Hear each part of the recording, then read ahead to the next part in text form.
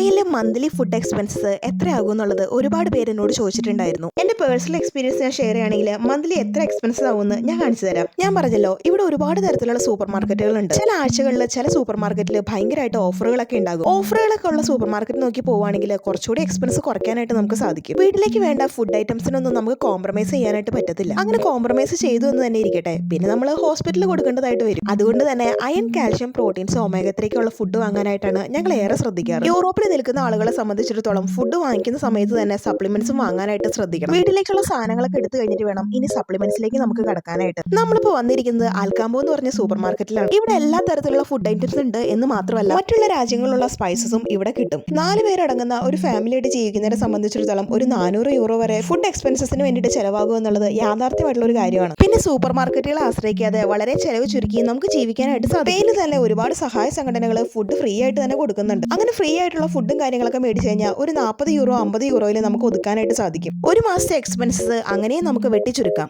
അൽക്കാമ്പോ, ലീദിൽ തുടങ്ങിയ സൂപ്പർ മാർക്കറ്റുകളുടെ പ്രത്യേകത നമ്മൾ ബില്ലടിക്കാനായിട്ട് ക്യൂ ആയിട്ട് നിൽക്കേണ്ട കാര്യമൊന്നുമില്ല. സ്വന്തമായിട്ട് തന്നെ ബില്ലടിച്ചിറങ്ങാം. അതാണ് ഏറ്റവും വലിയൊരു പ്രത്യേകത എന്ന് പറയാനായിട്ട്. നീണ്ട ക്യൂ ഒരു ഭാഗത്ത് നിൽക്കുന്നുണ്ട് എങ്കിൽ തന്നെയും ഞങ്ങൾക്ക് കുറച്ചുകൂടി ഈസി ആയിട്ട് തോന്നിയത് ഇങ്ങനെ ബില്ലടിക്കുന്നതാണ്. അത്യാവശ്യം ഒരു മാസത്തേക്കുള്ള എല്ലാ സംഭവങ്ങളും നമ്മൾ പർച്ചേസ് ചെയ്ത് കഴിഞ്ഞു. ഞാൻ ആദ്യമേ സ്പെയിനിൽ വന്ന സമയത്ത് ഇവിടുത്തെ 1 യൂറോ എന്ന് പറഞ്ഞാൽ നാട്ടിലെ 80 യൂറോ ആണ്. അങ്ങനെ കാൽക്കുലേറ്റ് ചെയ്ത ആർക്കും ഒരിക്കലും ഒരു രാജ്യത്ത് ജീവിക്കാനായിട്ട് പറ്റില്ല. ഇപ്പൊ തന്നെ കണ്ടില്ലേ, 131 യൂറോ എടുത്തോളായി. നാട്ടിൽ ഒരു 14,000 യൂറോയിൽ കൂടുതൽ. ഇനി നമുക്ക് നീണ്ട സാധനങ്ങളുടെ ലിസ്റ്റ് തന്നെയുണ്ട്. പച്ചക്കറി, പഴങ്ങൾ, അങ്ങനെയായിട്ട് തന്നെ ഇവിടെ ഏകദേശം 50 യൂറോ കൂടുതലാകും. ഞാൻ സ്പെയിനിൽ വന്നപ്പോൾ മനസ്സിലാക്കിയ ഒരു യാഥാർത്ഥ്യം എന്താന്ന് വെച്ചാൽ, ഇവിടുത്തെ ക്യാഷും നാട്ടിലെ ക്യാഷും തമ്മിൽ കമ്പയർ ചെയ്യാനായിട്ട് ഒരിക്കലും പാടില്ല. അങ്ങനെ കമ്പയർ ചെയ്തു തന്നെ ഇരിക്കട്ടെ, ഒരു തുള്ളി വെള്ളം പോലും വാങ്ങിക്കാൻ പറ്റാതെ നമ്മൾ മരിച്ചു. ഇവിടെ 14,000 യൂറോയ്ക്ക് സാധനങ്ങൾ മേടിച്ചാലും 2-3 കിറ്റിൽ ഒതുങ്ങുന്ന സാധനങ്ങൾ മാത്രമേ ഉണ്ടാവത്തുള്ളൂ. അന്നോർത്ത് നമുക്ക് ഇതൊന്നും മേടിക്കാതിരിക്കാനും പറ്റില്ല. അതുകൊണ്ട് തന്നെ ഏത് രാജ്യത്ത് പോയാലും ആ രാജ്യത്തെ ആളുകൾ എങ്ങനെയാണോ ജീവിക്കുന്നത് അതേപോലെ ജീവിച്ചു കഴിഞ്ഞാൽ വലിയ പ്രോബ്ലം ഇല്ലാണ്ട് നമുക്ക് ജീവിക്കാനായിട്ട് സാധിക്കും. ലൈഫിലെ ചില പോയിന്റ്സിൽ എത്തിക്കഴിയുമ്പോൾ മാത്രമാണ് നമ്മുടെ ശരീരത്തിന്